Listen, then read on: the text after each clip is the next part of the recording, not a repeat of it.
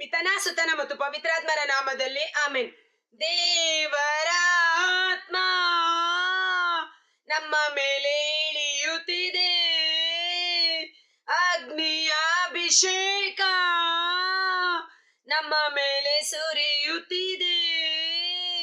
ಕ್ರಿಸ್ತನ ಸಾಕ್ಷಿಯಾಗಿ ಮಾರ್ಪಡುವ ಸಮಯ. ಪ್ರಸನ್ನ ವೇಳೆ ಇದು, ಪ್ರಸನ್ನ ವೇಳೆ ಇದು, ಅಭಿಷೇಕದ ಸಮಯ. ಕ್ರಿಸ್ತನ ಸಾಕ್ಷಿಯಾಗಿ ಮಾರ್ಪಡುವ ಸಮಯ. ಪ್ರಭು ಕ್ರಿಸ್ತನಲ್ಲಿ ಆತ್ಮೀಯ ಸಹೋದರ ಸಹೋದರಿಯರೇ, ಈ ದಿನದ ಮುಂಜಾನೆಯ ಜೀವಸ್ವರ ಪ್ರಕಟಣಾ ಗ್ರಂಥ 1ನೇ ಅಧ್ಯಾಯ ವಚನ 9ರ ಮೇಲ್ಪಟ್ಟು, ನಾನು ಯೋವಾನ ನಿಮ್ಮ ಸಹೋದರ ಕ್ರಿಸ್ತ ಯೇಸುವಿನಲ್ಲಿ ದೇವರ ಸಾಮ್ರಾಜ್ಯಕ್ಕೆ ಸೇರಿರುವವರಿಗೆ ಬಂದೊದಗುವ ಕಷ್ಟ ಸಂಕಟಗಳನ್ನು ತಾಳ್ಮೆಯಿಂದ ಸಹಿಸಿಕೊಳ್ಳುವುದರಲ್ಲಿ ನಿಮ್ಮ ಪಾಲುದಾರ.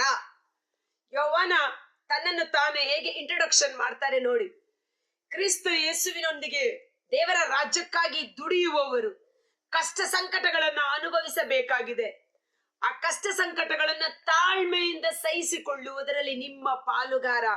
ನಾನು ನಿಮ್ಮಂತೆ ದೇವರ ರಾಜ್ಯಕ್ಕಾಗಿ ಕಷ್ಟ ಸಂಕಟಗಳನ್ನು ಅನುಭವಿಸಿದ ವ್ಯಕ್ತಿ ಎಂಬುದಾಗಿ ಸಿರಾಕ 2 ವಚನ 1ರಿಂದ 5ರಲ್ಲಿ ನಾವು ನೋಡ್ತೇವೆ. ಮಗನೇ, ನೀನು ದೇವರ ಸೇವೆ ಮಾಡಲು ಬಯಸುತ್ತೀಯೋ, ದೇವರನ್ನು ಪ್ರೀತಿಸಲು ಇಚ್ಛಿಸುತ್ತೀಯೋ, ಹಾಗಾದರೆ ನಿನ್ನ ಹೃದಯವನ್ನ ಸಿದ್ಧ ಮಾಡಿಕೋ ಕಷ್ಟ ಸಂಕಟಗಳನ್ನ ಎದುರಿಸುವುದಕ್ಕಾಗಿ. ಚಿನ್ನದ ಪರೀಕ್ಷೆಯಾಗುವುದು ಬೆಂಕಿಯಲ್ಲಿ ಪುಟವಿಟ್ಟಾಗ, ತನ್ನ ಭಕ್ತರ ಪರೀಕ್ಷೆಯಾಗುವುದು ಅವಮಾನಕರವೆಂಬ ಕುಲುಮೆಯಲ್ಲಿ.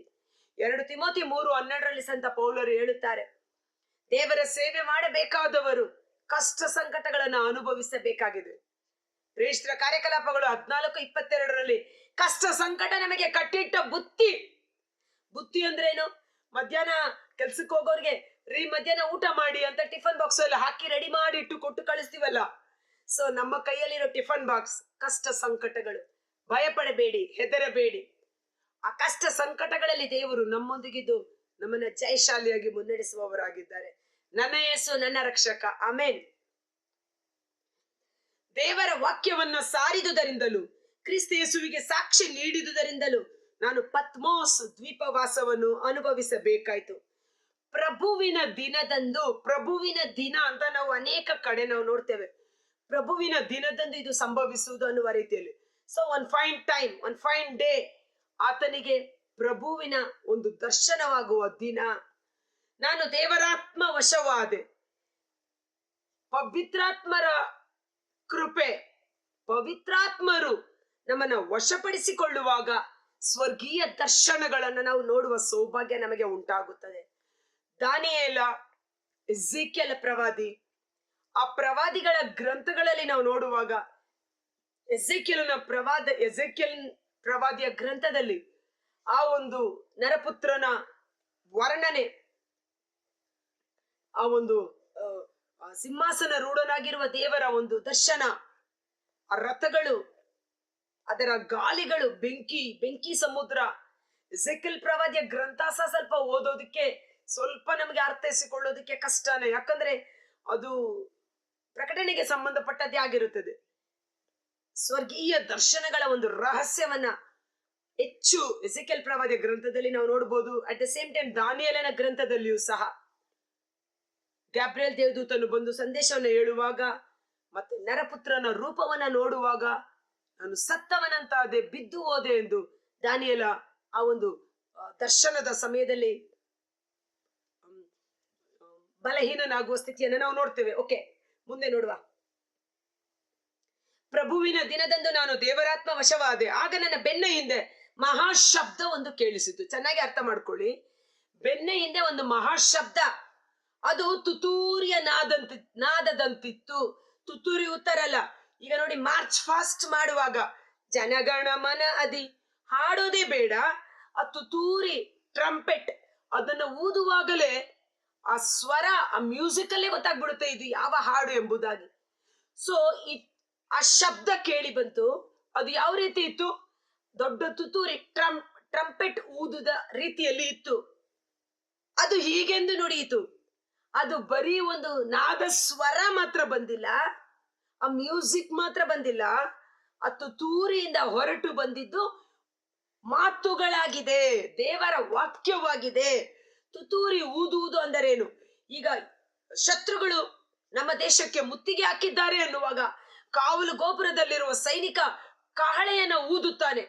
ಆ ಕಹಳೆ ಊದುವಾಗ ದ ಟೈಪ್ ಆಫ್ ಮ್ಯೂಸಿಕ್ ಇರುತ್ತಲ್ಲ, ಆ ಕಹಳೆಯ ಶಬ್ದದಲ್ಲೇ ಗೊತ್ತಾಗ್ಬಿಡುತ್ತೆ ಊರೊಳಗಡೆ ಇರುವವರಿಗೆ ಏನೋ ಅಪಾಯ ಸಂಭವಿಸ್ತಾ ಇದೆ, ಶತ್ರುಗಳು ಮುತ್ತಿಗೆ ಹಾಕಿದ್ದಾರೆ, ನಾವೆಲ್ಲರೂ ಯುದ್ಧಕ್ಕೆ ಸಿದ್ಧರಾಗಬೇಕೆಂಬುದಾಗಿ. ಆ ಕಹಳೆ ಊದುವಾಗಲೇ ಗೊತ್ತಾಗುತ್ತೆ ನಮ್ಮ ನಗರದಲ್ಲಿ ಏನೋ ಸಂತೋಷ ಸಂಭ್ರಮ ಉಂಟಾಗಿದೆ ಅನ್ನುವ ರೀತಿಯಲ್ಲಿ. ಸೊ ಇಲ್ಲಿ ಆ ತುತ್ತೂರಿ ಊದುವಾಗ ಬರೀ ಮ್ಯೂಸಿಕ್ ಅಲ್ಲ, ಅದರಿಂದ ಶಬ್ದಗಳು ಹೊರಟು ಬಂದವು. ಅದು ಹೀಗೆಂದು ನುಡಿಯಿತು, ನೀನು ಕಾಣುತ್ತಿರುವುದನ್ನು ಪುಸ್ತಕದಲ್ಲಿ ಬರೆದು 7 ಸಭೆಗಳು, ಎಫೆಸ, ಸ್ಮುರ್ನ, ಪೆರ್ಗಮ, ತುವತೈರ, ಸಾರ್ದಿಸ್, ಫಿಲದೆಲ್ಫಿಯಾ, ಲವೋದಿಕಿಯಾ ಎಂಬ ಪಟ್ಟಣಗಳಲ್ಲಿರುವ 7 ಸಭೆಗಳಿಗೆ ಕಳುಹಿಸಿ ಎಂದು. ನನ್ನ ಸಂಗಡ ಮಾತನಾಡುತ್ತಿರುವ ಈ ಶಬ್ದ ಯಾರದೆಂದು ನೋಡಲು ನಾನು ಹಿಂದಕ್ಕೆ ತಿರುಗಿದೆ. ಹಾಗೆ ತಿರುಗಿದಾಗ ಯೋವಾನ ಇದುವರೆಗೂ ಭೂಲೋಕದಲ್ಲಿದ್ದಾಗ ಯೇಸುವನ್ನ ಶರೀರ ರೂಪದಲ್ಲಿ ನೋಡಿದ್ದ. ಒಂದು ಕಡೆ ಮಾತ್ರ ರೂಪಾಂತರ ಬೆಟ್ಟದ ಮೇಲೆ ಪ್ರಭು ಯೇಸು ರೂಪಾಂತರ ಹೊಂದಿ ತಮ್ಮ ಮಹಿಮೆಯನ್ನು ತೋರ್ಪಡಿಸಿದನ್ನ ನೋಡಿದ್ದ. ಮತ್ತೆ ಯೇಸು ನಮ್ಮಂತೆ ನಾನು ಮತ್ತು ಯೇಸು ಅನ್ನುವ ರೀತಿಯಲ್ಲಿ ಒಂದು ಸ್ನೇಹಿತನಂತೆ, ಒಂದು ಗುರುವಿನಂತೆ ಯೇಸು ಒಟ್ಟಿಗೆ ಸಂಚರಿಸಿದ. ಅದು ಆಪ್ತ ಸ್ನೇಹಿತ ಯೌವನ ಎಂದು ಬೈಬಲ್ ಹೇಳುತ್ತೆ. ಆದರೆ ಸ್ವರ್ಗದಲ್ಲಿ ಅವನು ನೋಡಿದಂತ ಯೇಸುವಿನ ರೂಪ, ಯೇಸುವಿನ ದರ್ಶನ ಬಹಳ ಉನ್ನತೋನ್ನತವಾಗಿತ್ತು. ನಾನು ಹಿಂದಕ್ಕೆ ತಿರುಗಿದಾಗ 7 ಚಿನ್ನದ ದೀಪಸ್ತಂಭಗಳನ್ನು ಕಂಡೆ. ಆ ದೀಪಸ್ತಂಭಗಳ ನಡುವೆ ನರಪುತ್ರನಂತ ಒಬ್ಬ ವ್ಯಕ್ತಿ ಇದ್ದರು. ಅವರು ನಿಲುವಂಗಿಯನ್ನು ತೊಟ್ಟಿದ್ದರು. ಅದು ಅವರು ಪಾದಗಳನ್ನ ಮುಟ್ಟುವಷ್ಟು ನೀಳವಾಗಿತ್ತು. ಚಿನ್ನದ ಎದೆಪಟ್ಟಿ, ಇಮ್ಯಾಜಿನ್ ಮಾಡ್ಬೇಕಷ್ಟೇ. ಅದಕ್ಕೆ ಸಂಬಂಧಪಟ್ಟ ಚಿತ್ರಗಳನ್ನ ಹಾಕ್ಬೇಕಂದ್ರೆ ನನಗೆ ಸಮಯ ಸಾಲದು. ಓಕೆನಾ? ಉದ್ದವಾದ ನಿಲುವಂಗಿ, ಬಿಳುಪಾದ ನಿಲುವಂಗಿ, ಎದೆಪಟ್ಟಿ ಚಿನ್ನ, ಅವರ ತಲೆಗೂದಲು ಹಿಮದಂತೆಯೂ ಬಿಳಿಯ ಉಣ್ಣೆಯಂತೆಯೂ ಬಿಳುಪಾಗಿತ್ತು. ಕಣ್ಣುಗಳು ಪ್ರಜ್ವಲಿಸುವ ಬೆಂಕಿಯ ಕೆಂಡದಂತಿದ್ದವು. ಸಿರಾಕನ ಗ್ರಂಥದಲ್ಲ ನೋಡ್ತೇವೆ, 10,000 ಸೂರ್ಯನಿಗಿಂತಲೂ ಹೊಳಪಾದ ಕಣ್ಣುಗಳು, ಪ್ರಕಾಶಮಯವಾದ ಕಣ್ಣುಗಳು. ಇಲ್ಲಿ ಬೆಂಕಿಯ ಕೆಂಡ ನಿಗಿ ನಿಗಿ ನಿಗಿ ಉರಿತಾ ಇರುತ್ತೆ. ಆತನ ಕಣ್ಣುಗಳು ಅಷ್ಟು ಪ್ರಕಾಶಮಯವಾಗಿತ್ತು. ಅವರ ಪಾದಗಳು ಕುಲುಮೆಯಲ್ಲಿ ಕಾಯಿಸಿದ ತಾಮ್ರದಂತೆ ತಳತಳಿಸುತ್ತಾ ಇದ್ದವು. ಧ್ವನಿ ಜಲಪಾತದಂತೆ ಬೋರ್ಗರೆಯುತ್ತಿತ್ತು. ಆ ಮಾತನಾಡುವ ಶಬ್ದ, ಈ ಜೋಗ್ ಫಾಲ್ಸ್ ಹತ್ರ ಹೋಗಿ ನಿಂತ್ಕೊಂಡ್ರೆ ಏನೂ ಕೇಳಿಸಲ್ಲ. ಆ ನೀರು ರಭಸವಾಗಿ ಹರಿದು ಬರ್ತಾ ಇರುತ್ತೆ. ಜಲಪಾತ ಹೇಗೆ ಬೋರ್ಗರೆಯುತ್ತದೋ ಆ ಶಬ್ದ ಅಷ್ಟು ದೊಡ್ಡದಾಗಿತ್ತು. ಮೋಶೆ ಸೀನಾಯಿ ಬೆಟ್ಟದ ಮೇಲೆ, ಪರ್ವತದ ಮೇಲೆ ಇದ್ದಾಗ ಬೆಟ್ಟದ ಕೆಳಗಡೆ ಇದ್ದ ಜನರು ಹೇಳಿದರು, ಆ ಶಬ್ದವನ್ನ ಕೇಳಿದವರು ಗಡಗಡನೆ ನಡುಗುತ್ತಿದ್ದರು. ಆ ಶಬ್ದವನ್ನು ಇನ್ನೆಂದಿಗೂ ನಾವು ಕೇಳಿಸಿಕೊಳ್ಳಲು ಆಗುವುದಿಲ್ಲ, ನೀನು ಮಾತನಾಡಿ ಅದನ್ನ ಬಂದು ನಮಗೆ ತಿಳಿಸು ಎಂದರು. ಅದು ಮಿಂಚು ಗುಡುಗಿನಂತೆ ಅಷ್ಟು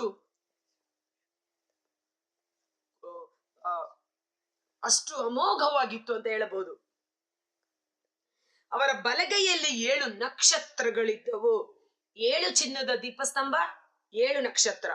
7 ಬೈಬಲ್ ಅಲ್ಲಿ ಒಂದು ಪೂರ್ಣತೆಯನ್ನ ತೋರಿಸುವಂತದ್ದು. ಆದಿಕಾಂಡದಲ್ಲಿ ವಾರದ 7 ದಿನಗಳು, 1 ರಿಂದ 6 ದಿನದಲ್ಲಿ ಸೃಷ್ಟಿ ಕಾರ್ಯವನ್ನ ತಂದೆ ದೇವರು ಮುಗಿಸಿ 7ನೆಯ ದಿನ ವಿಶ್ರಾಂತಿಯ ದಿನವಾಗಿ ಘೋಷಿಸಿದ್ದಾರೆ ಅನ್ನುವ ರೀತಿಯಲ್ಲಿ 7 ಪೂರ್ಣಗೊಳಿಸುವ ಒಂದು ಸಂಕೇತ.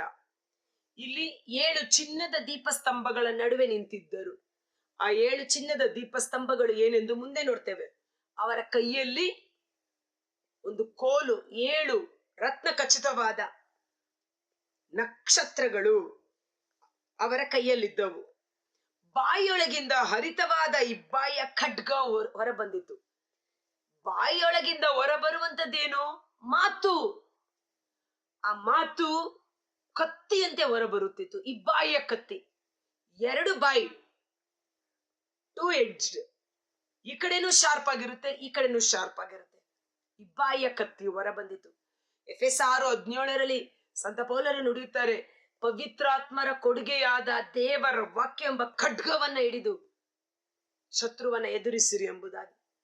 ಇಲ್ಲಿ ಆ ನರಪುತ್ರ ಯೇಸುವಿನ ಬಾಯಿಂದ ಖಡ್ಗ ಹೊರಬರುತ್ತಿತ್ತು. ಅಂದ್ರೇನು?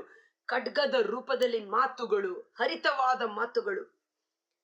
ಅವರ ಮುಖ ನಡು ಮಧ್ಯಾಹ್ನದ ಸೂರ್ಯನಂತೆ ಪ್ರಕಾಶಿಸುತ್ತಿತ್ತು.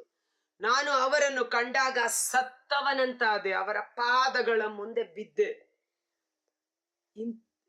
ಭೂಲೋಕದಲ್ಲಿ ನೋಡಿದ ಯೇಸುವಿಗೂ ಪರಲೋಕದಲ್ಲಿ ನೋಡುವಂತ ಯೇಸುವಿಗೂ ಯೋಹಾನರು ಆಶ್ಚರ್ಯಚಕಿತರಾಗಿ ದೃಶ್ಯವನ್ನ, ಪ್ರಕಾಶಮಯವಾದ ಬೆಳಕನ್ನ ಎದುರಿಸಲು ಸಾಲರಾದೆ ಸತ್ತವರಂತೆ ಬಿದ್ದು ಹೋದರು.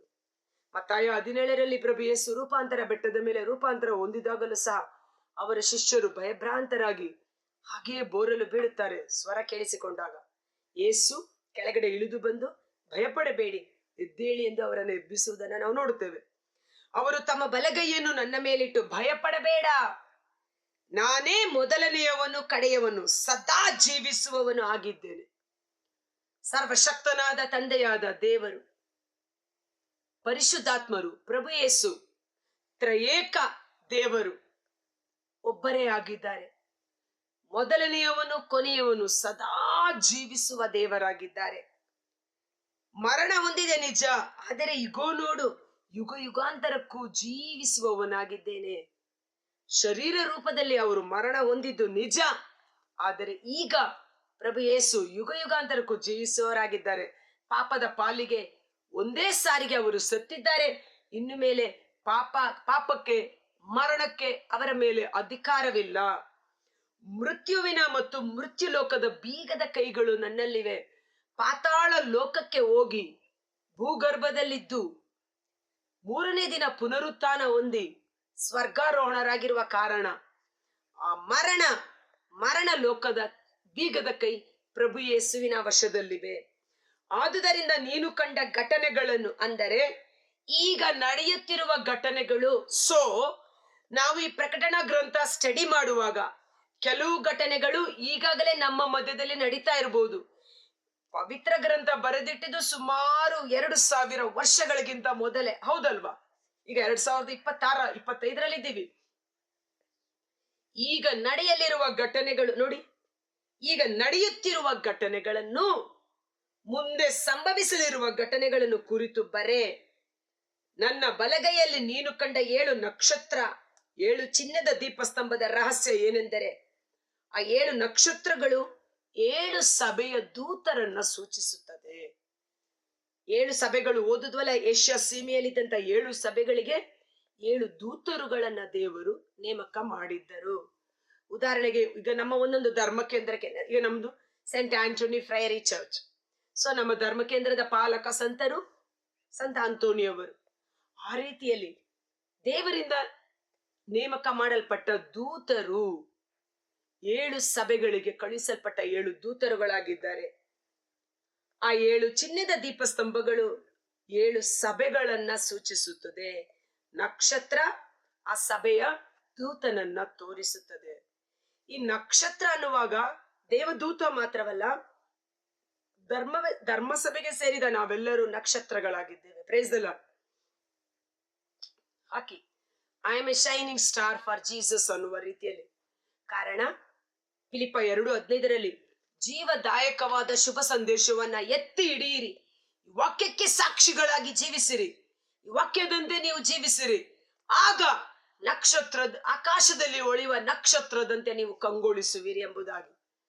ಹೇಗೆ ಯೇಸುವಿನ ಜನನದ ಸಮಯದಲ್ಲಿ ಆ 3 ಜ್ಞಾನಿಗಳಿಗೆ ನಕ್ಷತ್ರ ದಾರಿ ತೋರಿಸುತ್ತಾ ಯೇಸುವಿನ ಕಡೆ ಕರೆದುಕೊಂಡು ಬಂದಿತ್ತು, ಇಹಲೋಕದ ಜೀವಿತದಲ್ಲಿ ನಾವು ಸಹ ಪ್ರಭು ಯೇಸುವಿಗೆ ಮಿನುಗುವ ನಕ್ಷತ್ರಗಳಾಗಿ, ಕತ್ತಲೆಯಲ್ಲಿ, ನಾಶನದಲ್ಲಿ, ಸೈತಾನನ ವಶದಲ್ಲಿರುವ ಆತ್ಮಗಳನ್ನ ಯೇಸುವಿನೆಡೆಗೆ ರಕ್ಷಣಾ ಕಾರ್ಯಕ್ಕೆ ಕರೆದುಕೊಂಡು ಬರಬೇಕಾದದ್ದು ನಮ್ಮೆಲ್ಲರ ಕರ್ತವ್ಯವಾಗಿದೆ. Price the lord.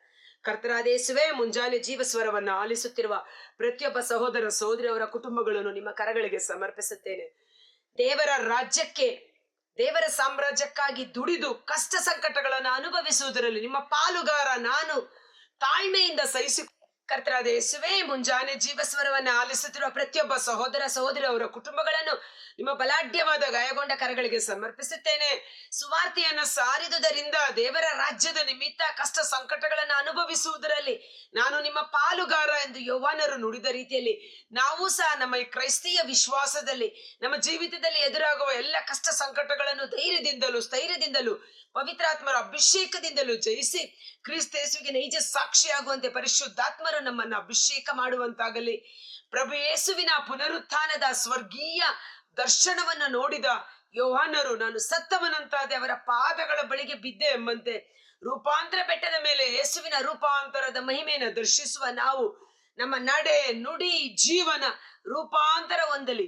ಯೇಸುವಿಗೆ ಸಾಕ್ಷಿಗಳಾಗಿ ನಾವು ಮಾರ್ಪಾಡಾಗುವಂತೆ ಪರಿಶುದ್ಧಾತ್ಮರು ಸಕಲವನ್ನ ರೂಪಾಂತರಗೊಳಿಸುವ ಪರಿಶುದ್ಧಾತ್ಮರು ಕಂಡ್ರೆಪ್ಪೆ ಮಿಡುಕಿಸುವಷ್ಟರಲ್ಲಿ ಸಕಲವನ್ನು ಮಾರ್ಪಡಿಸಲು ಶಕ್ತರಾದ ಪರಿಶುದ್ಧಾತ್ಮರು ನಮ್ಮ ಜೀವನವನ್ನ ರೂಪಾಂತರಗೊಳಿಸಿ ಯೇಸುವಿಗೆ ಸಾಕ್ಷಿಗಳಾಗಿ ನಮ್ಮನ್ನ ಮಾರ್ಪಡಿಸಲಿ. ನಮ್ಮ ಕುಟುಂಬದಲ್ಲಿ ಎಲ್ಲಾ ವಿಧವಾದ ಪಾಪದ ಪ್ರಲೋಭನೆಗಳು ಯೇಸುವಿನ ನಾಮದಲ್ಲಿ ಬಿಡುಗಡೆಯಾಗಲಿ. ಕುಡುಕುತನದ ದುರಾತ್ಮಗಳು ಯೇಸುವಿನ ನಾಮದಲ್ಲಿ ಬಿಡುಗಡೆಯಾಗಲಿ. ರೋಗ ರುಜಿನದ ದುರಾತ್ಮಗಳು ಯೇಸುವಿನ ನಾಮದಲ್ಲಿ ಬಿಡುಗಡೆಯಾಗಲಿ. ನಮ್ಮ ದೀನ ದೇಹಗಳನ್ನ ವಶಪಡಿಸಿಕೊಂಡು ತಮ್ಮ ಮಹಿಮೆಯ ಶಕ್ತಿಯಿಂದ ತೇಜೋಮಯ ಶರೀರವಾಗಿ ಪರಿಶುದ್ಧಾತ್ಮರು ನಮ್ಮೊಬ್ಬರನ್ನ ರೂಪಾಂತರಗೊಳಿಸಿ ಯೇಸುವಿನ ಸ್ವರೂಪ್ಯದಲ್ಲಿ ಮಹಿಮೆಯಿಂದ ಮಹಿಮೆಗೆ ಮುನ್ನಡೆಸಲ್ಪಡುವಂತೆ ಯೇಸುವಿನ ಅದ್ಭುತಕರವಾದ ನಾಮದಲ್ಲಿ ಪ್ರಾರ್ಥಿಸಿ ಬೇಡಿ ಹೊಂದಿಕೊಳ್ಳುತ್ತೇವೆ. ಆಮೆನ್. God bless you.